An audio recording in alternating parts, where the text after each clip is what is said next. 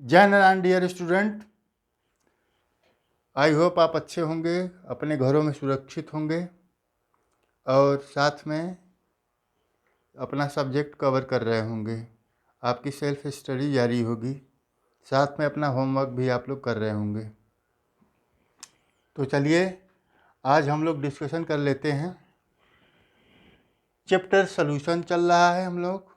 इसके बाद टॉपिक हम लोग ले रहे हैं relative lowering of vapour pressure, RLVP। अब सबसे पहले आप वेपर प्रेशर समझ लीजिए क्या होता है वेपर प्रेशर। आप एक क्लोज कंटेनर लीजिए, इस तरीके से क्लोज कंटेनर ले लीजिए और इसमें प्योर सॉल्वेंट को ऐड कर दीजिए। हाफ कंटेनर में प्योर सॉल्वेंट को इस तरीके से फिल कर दीजिए। इसके बाद इसको हीट करेंगे तो इवापोरेट होगा लिक्विड। ये प्योर लिक्विड है, प्योर सॉल्वेंट है, ये इवापोरेट होगा तो वेपर इधर बनने लग जाएंगे, वेपर बन जाएगा। एक टाइम ऐसा आएगा कि ये वेपर भी कंडेंस होने लग जाएगा। ये वेपर जो है, ये वेपर एक कंडेंस होने लग जाएगा। वेपर गैसियस फेज में कन्वर्टेड इनटू लिक्विड फेज, तो कंडेंसेशन हो जाएगा। ये लिक्विड वेपर में चेंज होता रहेगा, दैट इज इवापोरेशन होता रहेगा और कंडेंसेशन होता रहेगा। एक ऐसा टाइम एज्यूम करिए कि जिस रेट से इवापोरेशन हो रहा हो सेम उसी रेट से कंडेंसेशन हो जाए।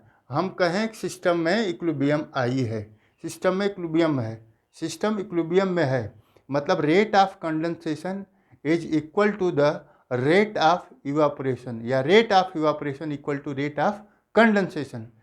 तो इस केस में जो इस वेपर के द्वारा प्रेशर एग्जर्ट किया जा रहा होगा एट इक्विलिब्रियम पे, वही प्रेशर वेपर प्रेशर कहलाएगा।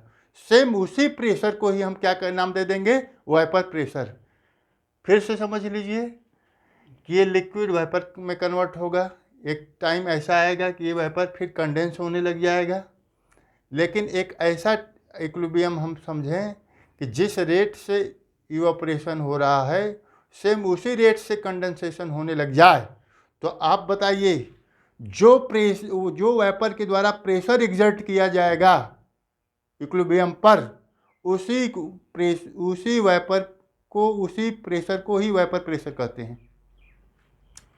तो इस केस में आप लोग वेपर प्रेशर समझ गए होंगे। अब हम लोग चलते हैं relative lowering of vapour pressure. Already हम आपको बता चुके हैं कि कोलिगेटिव प्रॉपर्टी वो प्रॉपर्टी होती है जो अमाउंट ऑफ सॉल्यूट पे, that is number of solute पे डिपेंड करती हैं। वो प्रॉपर्टी सॉल्यूशन की कोलिगेटिव प्रॉपर्टी कहलाती हैं। तो आप ये बताओ कि RLVP ऑलरेडी मैं काउंट करा चुका हूँ कि relative lowering of vapour pressure already colligative property होती है। Osmotic pressure, relative lowering in vapour pressure, elevation of boiling point और डिप्रेशन ऑफ फ्रीजिंग पॉइंट, ये सारी चार हम लोगों के सिलेबस में कोलिगेटिव प्रॉपर्टी हैं। तो आज हम लोग relative lowering of vapour pressure के बारे में बात करेंगे। तो सबसे पहले ये बात करेंगे कि ये क्या है, ये कोलिगेटिव प्रॉपर्टी है, it is a colligative properties. तो सबसे पहले किसी नॉन वोलेटाइल सॉल्यूट को, किसी भी नॉन वोलेटाइल सॉल्यूट, जैसे नॉन वोलेटाइल सॉल्यूट क्या होते हैं, जिनको हीट करने पे, जिनको सॉल्यूशन में डाल दें, सॉल्यूशन बना दें, लिक्विड में डाल दें और इवापोरेट करें तो सॉल्वेंट निकल जाएगा, सॉल्यूट उसमें का वैसा बचा रह जाएगा। तो जो वोलेटाइल नहीं होते हैं ऐसे सॉल्यूट नॉन वोलेटाइल सॉल्यूट कहलाते हैं। तो वे non volatile solute example NaCl, आपका salt NaCl, sodium chloride, urea और ग्लूकोज, अगर इसको प्योर सॉल्वेंट में हम ऐड कर दें तो वेपर प्रेशर डिक्रीज हो जाता है। इसका मतलब ये है कि जैसे प्योर वाटर लें, प्योर वाटर क्लोज कंटेनर में लें, उसके द्वारा जितना वेपर प्रेशर एग्जर्ट किया जाएगा, उसके द्वारा जितना वेपर प्रेशर होगा, फिर यदि हम उस सॉल्यूशन में NaCl डाल दें, इसके बाद वेपर प्रेशर चेक करेंगे तो इन नॉन वोलेटाइल को जब हम ऐड करेंगे तो वेपर प्रेशर चेक करेंगे तो वेपर प्रेशर डिक्रीज हो जाएगा, कम हो जाएगा, कम हुआ रहेगा सॉल्यूशन में। तो इसी को ध्यान दीजिए कि when non volatile solute NaCl urea glucose is added in a pure solvent vapour pressure decreases. इसका क्या मतलब है कि सॉल्यूशन का वेपर प्रेशर जो होगा, सॉल्यूशन कैसे हुआ कि प्योर सॉल्वेंट में हमने क्या ऐड किया हुआ है, नॉन वोलेटाइल सॉल्यूट ऐड किया हुआ है, तो हमेशा वो लेस देन होगा vapour pressure of pure solvent, हमेशा कम होगा। क्यों होगा कम, अब समझिए इसको। जैसे एक क्लोज कंटेनर है, मैंने इसमें प्योर सॉल्वेंट रखा हुआ है, प्योर सॉल्वेंट रखा हुआ है, तो इसका जो वेपर प्रेशर होगा P0 होगा, इसका जो वेपर प्रेशर होगा P0 से रिप्रेजेंट कर रहे हैं।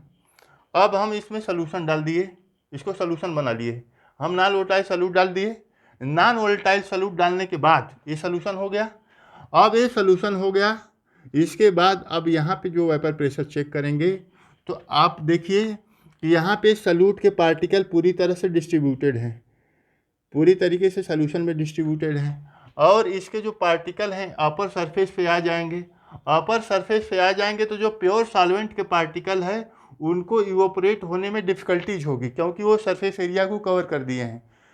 तो यहाँ पे क्या होगा कि lesser surface area is available for the solvent particle for evaporation. Lesser surface area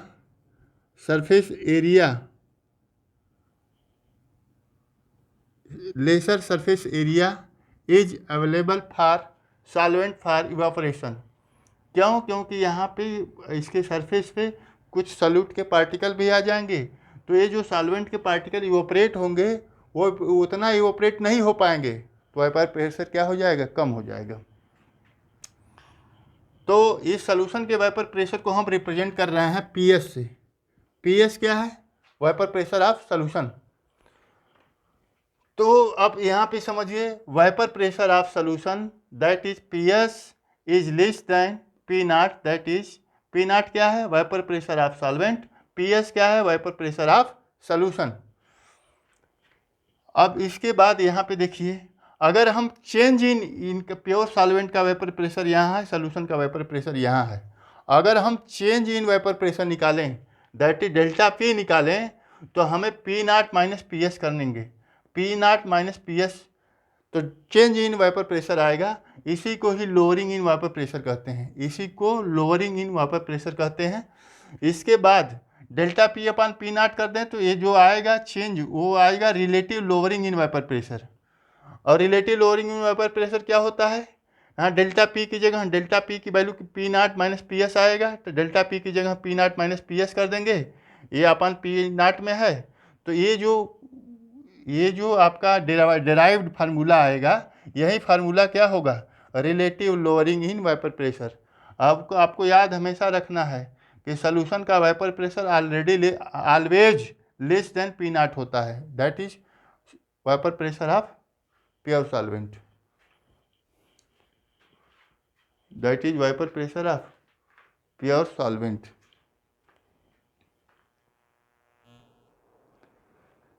तो ये जो डेरिवेशन है relative lowering of vapour pressure, इसका जो एग्जैक्ट रिलेशन दिया गया वो राउट लॉ के द्वारा दिया गया। Relative lowering in vapour pressure का जो एग्जैक्ट रिलेशन दिया गया वो राउट लॉ के द्वारा दिया गया। तो हम राउट लॉ अब पढ़ेंगे, राउट लॉ को अब आगे राउट लॉ को डिस्कस करेंगे। तो आपको समझ में आ गया होगा relative lowering in vapour pressure क्या है, क्यों होता है, किस वजह से कम हो जाता है, लोअरिंग हो जाती है।